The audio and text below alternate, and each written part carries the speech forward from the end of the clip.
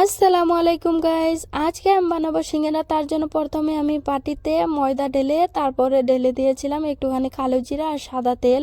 তারপরে আমি হাত দিয়ে তেলটাকে মিক্স করে তারপরে একটুখানি পানি ঢেলে আমি ডোটাকে বানিয়ে নিচ্ছিলাম।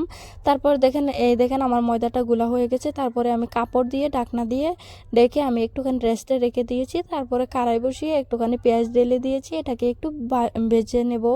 তারপরে আপনাদেরকে একটা কথা বলি গাইস, ফিলিস্তিনের একজন সাংবাদিক ছিল, যার মাধ্যমে আমরা ফিলিস্তিনে কি হচ্ছে না হচ্ছে সেটার খবর পেতাম। তার নাম ছিল সালে আল জাফারি। তিনাকে ইসরায়েলরা গুলি করে মেরে ফেলেছে। তিনার জন্য আপনারা সবাই দোয়া করবেন, তিনাকে যেন আল্লাহ তালা জান্নাতুল ফেরদৌসে উচ্চ মাকাম দান করে, আমিন। তারপরে দেখেন আমার এটা বানানো হয়ে গেছে। আমি আগে থেকে আলু আর মটরগুলোকে আমি সিদ্ধ করে নিয়েছিলাম, মশলাটা মজানো হয়ে গেছে। তারপর আমি এটাকে ঢেলে একটুখানি নাড়িয়ে চাড়িয়ে এটাকে আমি এভাবেই রেখে দেবো। তারপরে লবণ দিতে আমি ভুলে গিয়েছিলাম, একটুখানি লবণ ঢেলে দিয়েছি, ঢেলে আর একটুখানি নাড়িয়ে চাড়িয়ে আমি এটাকে এভাবেই রেখে দিয়েছি।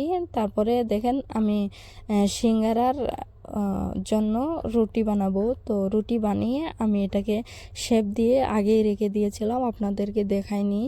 তারপরে একটুখানি তেল ঢেলে সিঙ্গারার শেপ দিয়ে এটার মধ্যে আমি সবজি ঢেলে তারপরে দেখেন সিঙ্গারার শেপ দিয়ে আমি এটাকে এক এক করে পুরো বানিয়ে নিয়েছি। আচ্ছা গাইস, আমার ভিডিও যদি ভালো লাগে আপনারা লাইক সাবস্ক্রাইব করবেন আর শেয়ার করতে ভুলবেন না। তারপরে দেখেন আমার সিঙ্গারা বানানো হয়ে গেছে। তারপরে আমি কড়াইয়ে ঢেলে এটাকে আমি ভেজে নেব। তারপরে আমার কাছে সস ছিল না টমেটোর, তো আমি টমেটোর সস এনে দেখেন হয়ে